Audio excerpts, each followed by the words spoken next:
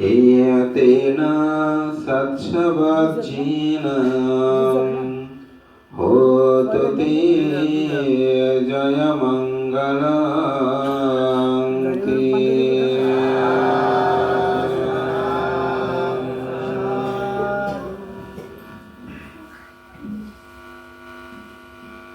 বহু পুণ্যপুরুষে স্মৃতিধন্য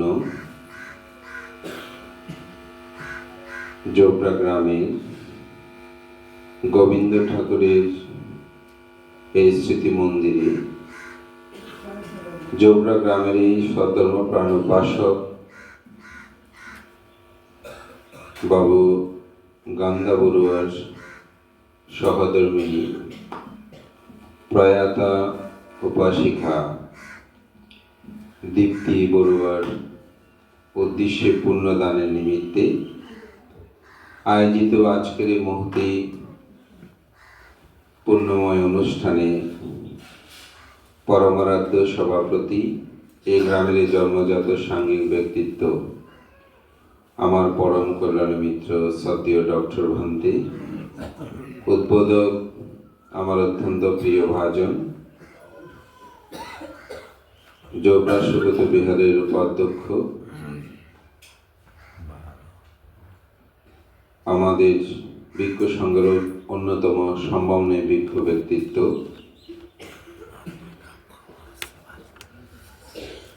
প্রিয় ভাজন সুদেশক বৃক্ষ মহোদয়, উপস্থিত বিনাজুরি মিলনায়তন বিহারের সুযোগ্য উপাধ্যক্ষ, তরুণ বৃক্ষ ব্যক্তিত্ব সুদেশক বৃক্ষ সহ প্রমুখ মাননীয় সংঘের প্রতি বিনম্র চিত্তে শ্রদ্ধার্ঘ্য বন্দনা নিবেদন করছি। আপনাদের সকলের প্রতি মৈত্রী চিত্তে পূর্ণদান আশীর্বাদ, যাদেরকে স্মরণ করে আজকের আয়োজন সে প্রয়াত উপাসিকা সহ সকলের উদ্দেশ্যে পূর্ণদান করছি।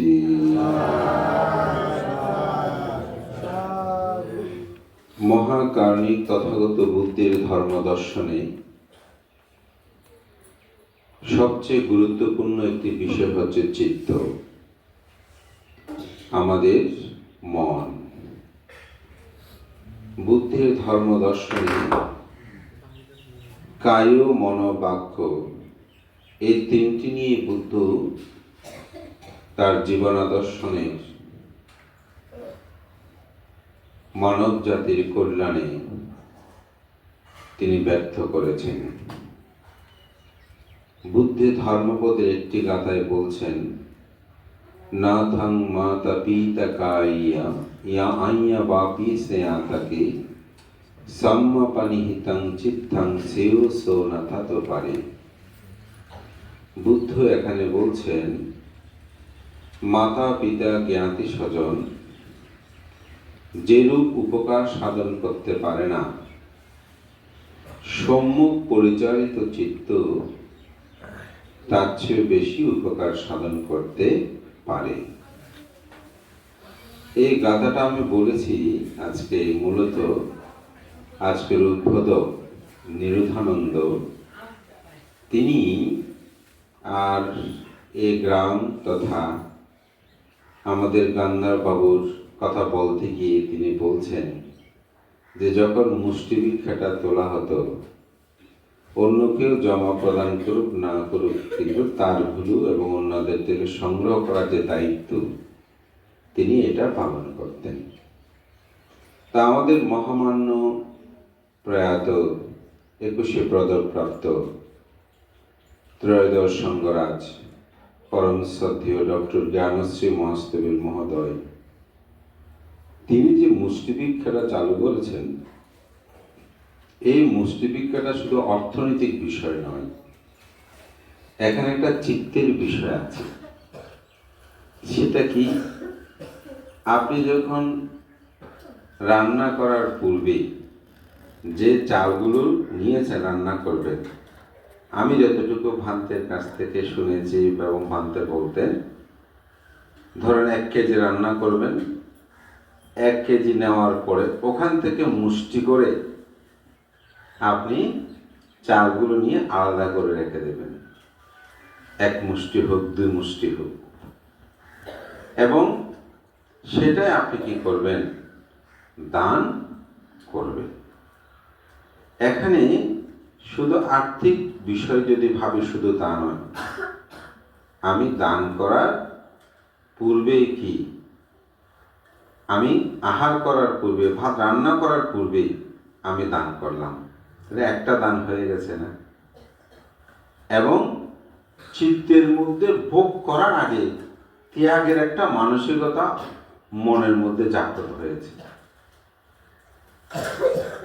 বুদ্ধ অঙ্গুত্তরকে একটি সূত্রে বলেছেন, হে ভিক্ষুগণ, আমি দান সম্পর্কে যেরকম জানি, মানুষরা যদি দান সম্পর্কে সেরকম জানত, তবে তাদের অন্তিম গ্রাস হতে অপরকে না দিয়ে সে কিছু বক্ষণ করত না। তাহলে চিন্তা করে দেখেন, বুদ্ধ কি বলছেন? আমি দান সম্পর্কে যেরকম জানি, মানুষটা যদি সেরকম জানতো, তাহলে মানুষটা অন্তিম গ্রাস, অর্থাৎ শেষে যা খাচ্ছে ওখান থেকে অপরকে না দিয়ে কিছু বক্ষণ, অর্থাৎ নিজেই খেতেন না। বুদ্ধির যে মহিমা কথা, এখানে আমি যখন রান্না করতে যাচ্ছি, সেখান থেকে আমি কিছু অংশ নিয়ে আমি প্রথমে কি করলাম? দান করলাম। এই যে চিত্ত, আমার চেতনাটা কেমন হয়েছে। আবার রান্না বান্না যখন শেষ হয়, তখন কি করি? বুদ্ধের উদ্দেশ্যে আবার দুধ স্বয়ং তুলি না। তো বুদ্ধ কি আহার গ্রহণ করে? আহার গ্রহণ করে না। মূলত এটা হচ্ছে চেতনা। আমি দান করি, খাওয়ার পূর্বেও আমি কি করি? দান কর্মটা সম্পাদন করি। এজন্য আমাদের পরম শ্রদ্ধেয় পুণ্যপুরুষ, এটি আমাদের আরো আগেও আসলে প্রচলন ছিল, তবে এটাকে পরম শ্রদ্ধেয় আমাদের মহামান্য সংগ্রাস ভান্তে এটাকে আরো ব্যবহার করেছেন, একটা বিপ্লব ঘটিয়েছেন এই সমাজটাকে পরিবর্তন করতে। আপনারা রিসো কোশাকাই একটা সংস্থার নাম শুনেছেন, জাপানি। বাংলাদেশে অনেক জায়গায় তাদের ব্রাঞ্চ আছে, এবং বিশেষ করে লাখান বাজার তাদের একটা টেম্পল আছে, জাপানি টেম্পল বলে, এটা মহাজানি। তো ওনারা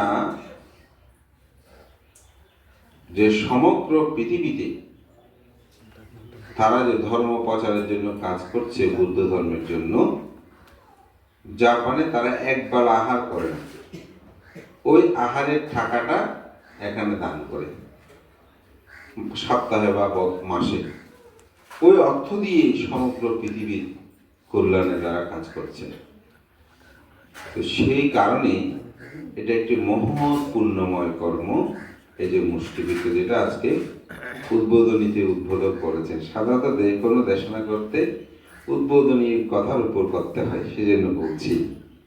তো এই পরিবারে আমাদের শ্রদ্ধাবান উপাসক, যাকে বলছে মাটির মতো, তো বুদ্ধকে মাটির মতো মানুষ হতে বলেছেন। কাকে বলেছেন জানেন?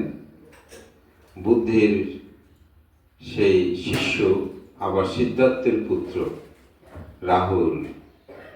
তো রাহুলকে বুদ্ধ বলেছিলেন, রাহুল তুমি মাটির মতো হও।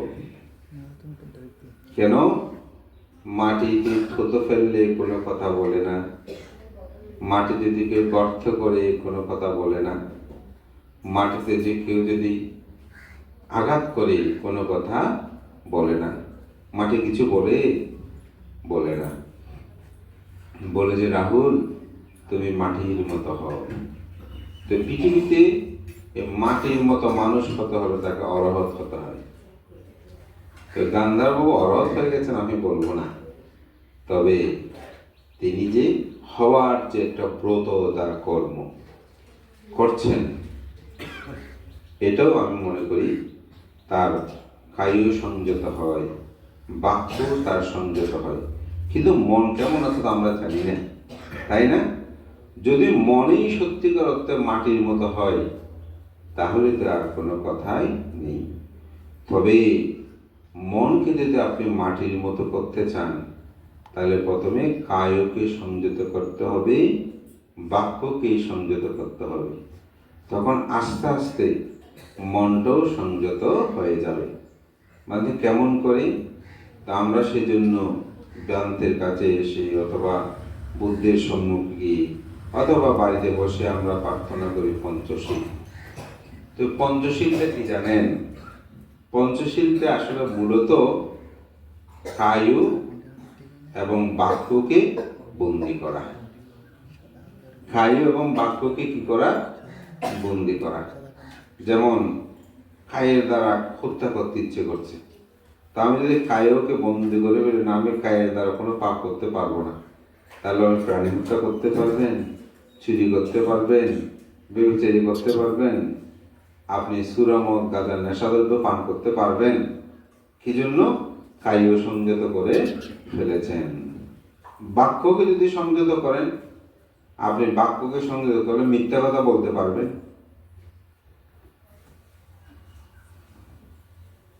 মিথ্যা সাক্ষী আপনি দিতে পারবেন, একজন আরেকজনের মধ্যে ভেদ কথা আপনি বলতে পারবেন, অপরের মনে কষ্ট পায় করে গরম করে কথা বলতে পারবেন? পারবেন না।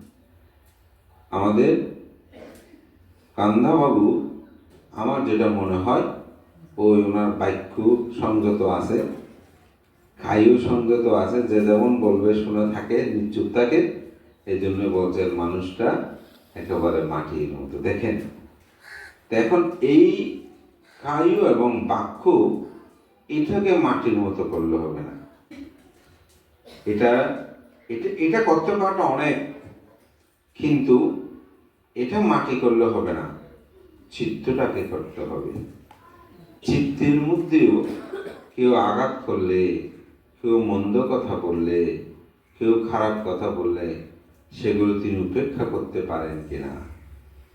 মনের মধ্যেও তিনি লোভ দেশ মোহ শূন্য কিনা, এগুলো যদি তিনি করতে পারেন তাহলে তো জীবন ধন্য হয়, জীবন ধন্য হয়। এই কায় বাক্যের এই সংযমতা, এটাও কিন্তু মানুষের জন্ম জন্মান্তরের প্রাপ্তি। একজন ভিক্ষু, তিনি একদিন এক পর্বতমালা থেকে আসছেন, হঠাৎ দেখতে পেল একটা সুন্দর পেত, খুব সুন্দর পেত, কিন্তু তার মুখ দিয়ে, দেহটা সুন্দর কিন্তু মুখ দিয়ে প্রতিনিয়ত দুর্গন্ধ বের হচ্ছে এবং বিভিন্ন পোকামাকড় সেখানে বিড় করছে। তো এসে তিনি বুদ্ধকে বলছেন, তথাগত বুদ্ধ, আজকে আমি যখন ধ্যান করে পাহাড় থেকে আসতেছিলাম তখন একটা প্রেত দেখলাম। প্রেতটার দেহটা খুব সুন্দর কিন্তু মুখটা ঠিক নাই, মুখ দিয়ে দুর্গন্ধ বের হচ্ছে, বিভিন্ন পোকা বিলবিল করছে এবং বিশ্রী পতাকার। তথাগত বুদ্ধ, আপনি তো মহাকারণী, আপনি তো অজানাকে জানাতে পারেন, অদেখাকে দেখাতে পারেন, আপনি একটু করুণা করে বলুন এমন কেন? তো বুদ্ধ বলছেন, এই পেথ অতীত জন্মে সে ভিক্ষু ছিল। তো খাইয়ের দ্বারা সে মারামারি করে নাই, কোনো মানুষ আঘাত করে নাই ঠিক, কিন্তু সে খুব মুখলু ছিল। যাকে তাকে যেসব কথা বলতো, মনে কষ্ট পায় কথা বলতো, গালিগালাজ করতো, মন্দ কথা বলতো, কি দিয়ে? মুখ দিয়ে। তো মৃত্যুর পরে সে পেত করে মুখ উৎপন্ন হয়েছে, কিন্তু খাইয়ের দ্বারা তো সে পাবে কোনো কিছু করে না, আঘাত করে নাই, কিন্তু বাক্য দ্বারা করেছে না, সেই কর্মের বিপাক ফল সেই ভোগ করছে। তো দেখেন আপনার বাক্য এটা এরকম, খায়ের দ্বারাও আছে, খায়ের দ্বারাও এরকম কর্মের অনেক উদাহরণ আছে। সেটা যদি বলি, তাও প্রেত কাহিনীতে এগুলো আছে যে এক প্রেত সে দিনের বেলায় জ্বলতো, তার পুরো শরীরটা জ্বলতো, কিন্তু রাত্রে হলে সে খুব সুন্দর হয়ে যেত। তো বলছে সে অতীত জন্মে সে এক রাজ কর্মচারী ছিল। সে কি করত, সকাল বেলা রাজকর্মে চলে যেত। সেখানে গিয়ে সে বিভিন্ন মানুষের উল্টোপাল্টা বিচার করত, উৎসুক গ্রহণ করত, ঘুষ যাকে বলিয়ে দিই, এগুলো গ্রহণ করতে এলোমেলো ভাবে জীবনযাপন করত। কিন্তু সন্ধ্যায় কর্ম শেষ করে যখন বাসায় আসত, তখন সেই বন্দনাদি করে পঞ্চশীল গ্রহণ করত। কিন্তু বাড়িতে সে কোনো পাপকর্ম করতো না, সারা রাত শীলবান জীবনযাপন হতো না। তো সকালে হলেই তো সেই আবার দুঃশীল হয়ে যেত, যার কারণে মৃত্যুর পর সে প্রেতলোকে যখন উৎপন্ন পাপ করেছে না, তো সেখানে দিনের বেলা হলে সেই জ্বলতে থাকতো, তার কষ্ট পেত, চিৎকার চেঁচামেচি করতেই পেত, কিন্তু রাত হলে সেই সুখে নিদ্রা যেত, তার দেহ অবস্থা খুব সুন্দর হতো। তো এই জন্য কায় এবং বাক্য এই দুটি যত সংযত হয় তত কিন্তু এটা বিতে যাবে না। কিন্তু চিত্ত যদি বিশুদ্ধ না হয়, বুদ্ধ যেমন বলছেন, একটি লাঠিকে উপরে নিক্ষেপ করলে লাঠির কোন অংশটা মাটিতে পড়বে সেটা যেমন কেউ বলতে পারে না, ঠিক যতদিন পর্যন্ত সৎকায় দৃষ্টি, বিচিকিৎসা, শীলব্রত, পরামর্শ এই তিনটি সংযোজন দশাসঙ্গের মধ্যে বিচ্ছিন্ন করতে পারে নাই, ততদিন তিনি মৃত্যুর পর কোথায় যাবে এটা কেউ বলতে পারবে না। যার কারণে আসলে আমাদের চিত্তকে সংযত বা চিত্তকে লোভ দেশ মোহ শূন্য করতে হবে। তো চিত্তের মধ্যে কি থাকে? চিত্তের মধ্যে থাকে আমি, আমার, আমার বাড়ি, আমার সম্পদ, আমার ঘর, আমার অট্টালিকা। এই আমার যেখানে যুক্ত আছে সেটাই হবে কি? সৎকায় দৃষ্টি। তো সুতরাং এখন চিত্তের মধ্যে আমি সেটা ত্যাগ করতে পেরেছি কিনা, সেটা যদি তিনি ত্যাগ করতে পারেন তাহলে ঠিক আছে। বিচিকিৎসা, সন্দেহ, আজকে যে দান কর্ম পুণ্য কর্ম করছেন এটা কেমন হচ্ছে, এটা ঠিক হচ্ছে কিনা, এটা নাকি ঠিক নাই, এরকম সন্দেহ মনে যদি আসে তাই এটার ফল আনিশংস লাভ করতে পারবেন না। আজকে গোবিন্দ ঠাকুর এখানে আমি মানত করেছি, তো মানত করার কারণে এখন আমি এটাও লাভ করেছি, এরকম অনেকের ধারণা আছে না? তো লাভ করার কারণে আমি একটা পুণ্যকর্মটা করছি, এই দৃষ্টিভঙ্গিটা কেমন? এই তা আমার আজকে নিরুধানন্দর সাথে আজকে এখানে বসে একটা কথা বলে আমার খুব তার একটা যুক্তি এত মনোভূত হয়েছে, হয়তো আমি সেটা এখানে সেভাবে ব্যাখ্যা করব না, সে যেভাবে বলেছে একটু ভিন্নভাবে বলি। সেটা হচ্ছে পৃথিবীতে মানুষ বিভিন্ন ধরনের, বিচিত্র ধরনের মানুষ।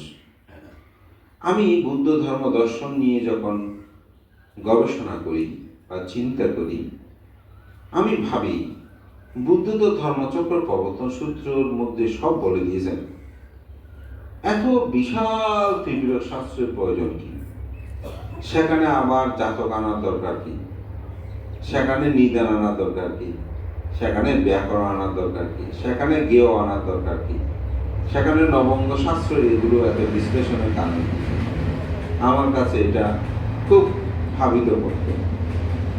কিন্তু আমি জগতে দেখলাম মানুষ এত বিচিত্র ধরনের, মানুষের নানাত্মা খায়া যে নানাত্মা ছায়া, আসলে বুদ্ধ সেগুলো চিন্তা করে যে মানুষ যেরকম তাকে সেভাবেই বুদ্ধ ধর্ম কথা বলে সঠিক পথে তাকে নিয়ে যাওয়ার জন্য চেষ্টা করেছেন। যেটি 1864 সালে পরম শ্রদ্ধেয় মহামান্য প্রথম সংঘরাজ মহা আচার্য সারমেদ মস্তয় মহোদয় তিনি যে ধর্ম বীজ রোপণ করেছিলেন, সেটি পরবর্তী সময়ে আমাদের সমাজের যে আজকে ধর্মীয় পরিবর্তন, সামাজিক পরিবর্তন, অর্থনৈতিক পরিবর্তন, এই পরিবর্তনের যে পিছনে যে পুণ্যপুরুষরা কাজ করেছেন, তারা কেন যে শিবলী পূজা প্রবর্তন করলেন, অষ্টবিংশতি বুদ্ধ পূজা প্রবর্তন করলেন, তার কারণগুলো আশা করি আপনারা সবাই কম বেশি জানেন। তারা চিন্তা করেছেন যেসব মানুষ এই বুদ্ধ ধর্মের বাইরে কিছু পূজা নিয়ে পড়ে গেল, কেউ নবগ্রহ পূজা, লক্ষ্মী পূজা, সরস্বতী পূজা, এগুলো নিয়ে মানুষ মগ্ন হয়ে পড়ল। তা আমাদের পুণ্যপুরুষরা তাদেরকে তো ফেরাতে পারছে না, কারণ সেখানে পায় যে, এটা মনে করে। তখন আমাদের পুণ্যপুরুষরা কি করলেন, যে আপনি লাভ সংস্কার লাভ করতে চান টাকা পয়সা, ঠিক আছে, আপনি আমাদের লাভিশ্রেষ্ঠ শিবুলি আছে, শিবুলের স্ত্রীকে পূজা করেন। তা আপনি রাত দিন শিবুলের স্ত্রীকে পূজা করলে, ব্যবসা বাণিজ্য না করে টাকা পয়সা আসবে বলে আপনার মনে হয়? আমাকে বলেন তো, আসবে? আসবে? আসবে না। আপনাকে কর্ম করতে হবে। তো আপনি যখন শিবুলিকে বন্দনা করে ব্যবসা শুরু করবেন, ও আমি এখন বুদ্ধকে বন্দনা করলাম, শিবুলিকে বন্দনা করলাম, তো বুদ্ধ কি বলেছেন? প্রাণিত্য করবে না, চুরি করবে না, ব্যভিচারী করবে না, মিথ্যাবাদ কথা বলবে না। মিথ্যাবাদ কথা তো ঠকানো আছে না? তো তিনি ঠকানো ছাড়া যখন ব্যবসা বাণিজ্য করবে, তার উন্নতি হবে না। দেখেন কোথায় জিনিসটা নিহিত। এভাবেই আমাদের সমাজের কি হয়েছে, পরিবর্তন হয়েছে। এভাবে আমাদের সমাজের পরিবর্তন হয়েছে। গ্রহ পূজা না, আমাদের নবরত্ন আছে। নবরত্ন কি? বুদ্ধির 9 গুণ। এই 9 গুণকে পূজা করেন, আছে না? অষ্টবিংশতি পূজা আবিষ্কার করলো, মানে প্রবর্তন করলো। এটা সমাজকে একটি পরিবর্তন করতে। ঠিক আমাদের মধ্যে কিছু সাধক শ্রেষ্ঠ পুণ্যপুরুষ ওনারা আবির্ভূত হয়েছেন, কারণ তৎকালীন সব বিভিন্ন আউলিয়া বিভিন্ন কিছু ছিল ওনাদের। কালকে একটা অনুষ্ঠানে আমি গিয়েছি, সেটা হচ্ছে রামদাস বড়ুয়া ফকির। উনিও সাধক ছিলেন। কথিত আছে উনি কচু পাতার মধ্যে নদী, কচু পাতার মধ্যে নদী পার হয়েছেন। এমনকি উনি মৃত্যুর সময় বলে গিয়েছিলেন যে আমার দাহ কার্য করবে না, আমাকে গর্ত দেবে। এখন মানুষজন এটা মানে নাই, তো ওনাকে অন্ত্যেষ্টিক্রিয়া শেষ করে, অনিত্য সমাধি শেষ করে ওনাকে শ্মশানে নিয়ে গেছে। এখন শ্মশানে গিয়ে কাঠ টাট দেওয়ার পরে যখন মুখাগ্নি করতেছে, তখন বাক্স দেখা যায় না আজকালকার মতো, তখন তো মোটামুটি খোলা ছিল, দেখতেছে যে ওখানে লাশ নেই। ওখানে ওনার দেহটা আর নাই। তো সে দেখে, এটা আজকে প্রায় 100 বছরের কাছাকাছি হবে। তো ওনারা এটা একটা পুকুর পাড়ে, এরকম একটা পুকুর পাড়ে ছোট করে ওনার জন্য একটা আপনার মন্দির, স্মৃতি মন্দির করেছে। তবে ওই অর্থ অঞ্চল, বিশেষ করে এটা পটিয়া না চরখানায় চরখানায় পটিয়া, আপনি ওখানে কালকে অনুষ্ঠানটা হয়তো না, পারিবারিকভাবে আমার গ্রামবাসী মিলিত হয়ে ওনার উদ্দেশ্যটা করে। এখন ওখানে মানুষজন গিয়ে যখন মানত করে, বিভিন্ন কিছু ফল লাভ করে বলে অনেকের ধারণা। তো আমাদের নির্ধারণ আজকে একটা এত সুন্দর চমৎকার যুক্তি দিল ভান্তে। আমাদের মধ্যে যদি এরকম কিছু সাধক শ্রেষ্ঠ পুণ্যপুরুষ যারা আছে, তাদেরকে স্মরণ করে যদি মানুষ যারা এরকম বিশ্বাসে আছে, অসুবিধা কি? এখানে তো খারাপ কিছু হচ্ছে না। আমিও চিন্তা করলাম এখানে খারাপ কিছু তো নাই, পুণ্যকর্ম করার কথা না এখানে ব্যক্ত হয়। আমাদের একজন ভান্তে আছে গণনা, উনি 10টা মোমবাতি জ্বালাও, 5টা মোমবাতি জ্বালাও, তারপরে আপনার বুদ্ধি গাছ করে 10 কল, মানে 10 কলসি পানি দাও, এরকম করে উনি বিভিন্ন কিছু বলে। হ্যাঁ বলে এটা ভালো, উনি তো পুণ্য কাজ করে, দান করতে বলে, সঙ্গ দান করতে বলে। তারপরে গরিব ভিখারি দেখলো ওদেরকে দান করতে, বৃদ্ধ মানুষকে লাঠি দান করতে বলে। হ্যাঁ বললাম তো ওনার তো কাজটা ঠিক আছে, তো এগুলো ভালো ভালো কাজ বলে, এখানে তো আর প্রাণী হত্যার কথা বলে না। তো এই জন্য আসলে বিবিধ, যিনি দর্শন চিন্তা করবে তিনি দর্শন নিয়ে ভাববেন, যিনি জ্যেষ্ঠাকে মার্গ নিয়ে চিন্তা করবেন তিনি সেটা করবেন, যিনি চিত্ত নিয়ে ভাববেন তিনি চিত্তের কাজ করবেন। তবে সব কিছুর মূলে হচ্ছে মন। এই মনকে বিমুক্ত রাখতে হবে।